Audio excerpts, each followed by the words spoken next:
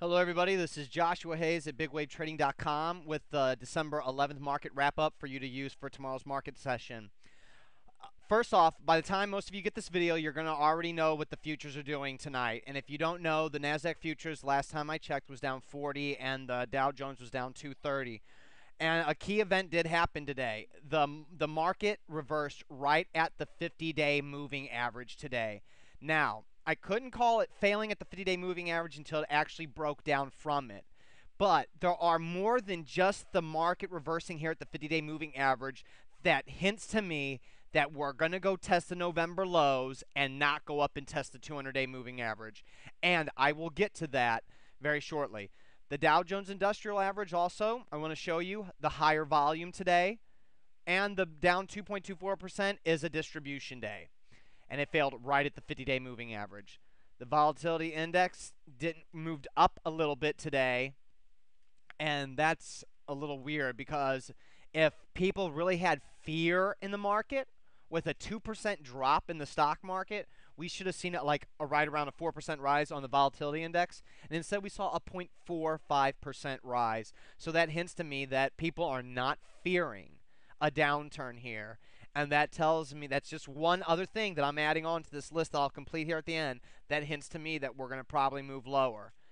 Next, we can look at the NASDAQ 100, see it failing the 50-day moving average, and same with the NASDAQ. And I'll tell you right now, the volume that you're seeing is not right. Surprise, surprise, Telechart has an error on volume. I know, shocking, huh? And then we can, and the volume is higher on the NASDAQ and NASDAQ 100. Volume was higher today. S&P 600, once again, Telechart with no volume reading. Maybe I should switch chart service providers soon. Yeah, I've been with these guys since 1998, I believe, so I can't. December anyway, the chart reversing right here at the 50-day moving average. Russell 2000, same thing. Vixen, the volatility index of the CBOE NASDAQ volatility index, I had no clue, but it actually fell today 3% while the market fell 3.68%. That is incredible. So that means that during today's sell-off, less fear showed up in the NASDAQ today than we had yesterday. So that's incredible to me. I didn't even know this. So very interesting. That's just one more thing that adds to my belief that we're going to go break to new November lows and not go to December or the 200-day moving average. You can also see the New York Stock Exchange failing right at the 50-day moving average with volume higher. Now let's go look at the commodities. See, silver moved up above the 50-day moving average with more confidence today. And like I said, if you went long silver yesterday, that would have been the play because the index is above it. Platinum up a little bit today, working on the 50-day moving average. Gold up today. Now, I do see it's trading down. Last time I checked was to 811 over in Asia, so it's down a bit today. But considering that Asian markets are down 7% to 4%, last time I checked from China 4% to Hong Kong 7%, that's not that bad. So you got to look at that pullback compared to that sell-off. And then the last commodity I want to go over is this. The United States dollar index broke below the 50-day moving average today. That means if you went long this index back in August when it went above the 50, 200-day moving average, you need to take at least 50% of your profits out now if you have not taken any. I've told you to take your profits before, and if you did not, now it's time to get out now, just in case more downturn comes about in the dollar. As we all know, everybody's predicting doom and gloom for the dollar, and everyone expects the stock market to do well, but the dollar to crash. And let me go to an arithmetic chart. What was key here is that after breaking out of this flag pattern in November, it could barely move its way higher before setting up in a pennant-like pattern and breaking down below it. Now, it's breaking down below that pattern. It looks like it's toppy on the short term. And I got to be honest, if I was a dollar bull, I would look at my bullish position. I would be only half as bullish as I was yesterday.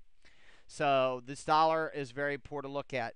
Now, what's more important, and I'm going to show even the free audience and silver members this. We have 5 minutes remaining that I can do this. As I'm going to show you why I now believe that we are going to go to new lows. Leading stocks are always your tell. Screw the GEs, the GMs, the Fords, Chryslers. I don't care. I don't care about any of those stocks. Those stocks were great stocks back in 1950 and 1960, 1940. If you would have talked to me about GM then, I would have been interested because it would have had a huge sales and earnings growth. Now the growth is over. Those companies are big, big, big fat losers.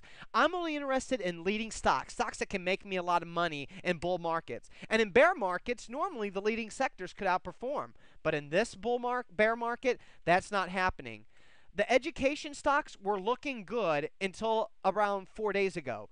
Then DeVry starts to look weak. ESI now looks like it doesn't want to hold anymore. And EDU is still in its downtrend. Combine that with APOL, which is still basing but doesn't look that healthy in the base. Coco, which is still holding up but once again doesn't look really that healthy.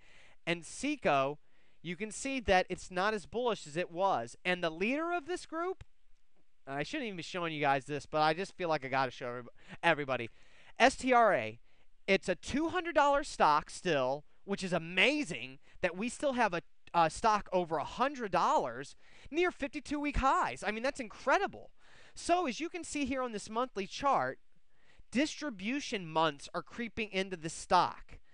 The stock, to me, appears that it's ready to roll over pretty soon. And to be honest with you, I think I already want to be short this stock, but it hasn't given me a short signal yet, so I'm not going to go short it just yet. But let me tell you, if it breaks below 200, I'll probably go short this baby, because if it breaks below 200, you can kiss the 150 support goodbye or the 160 support goodbye, because that just won't hold. I mean, this chart's looking ugly. So there's just giving you an instance of one leading group. Now, the newest leading group has been Transportation Airlines. How are they looking? Delta Airlines not looking that great, but not looking horrible either. Now CAOL is back below that 50-day moving average. But how does the leader look? It lost its green bop. It's been going lower and lower. 1, 2, 3, 4, 5 days in a row. Lower green bop. Is it kind of slightly moved higher during that time? Or during those 5 days when it bop went lower each day, it rose 5% while bop fell. And instead now, after yesterday, it fell on higher volume, as you can see, and bop went yellow. So the leader is telling us, uh-oh, and RJet broke down and is saying, uh-oh. And the other leader is not looking like it's going to hold its breakout. So that should be more red flags to everybody. Now, with the few time left, I'm going to go through the recent leading stocks that at one point were either going to become future longs or were longs, but we cut our losses on.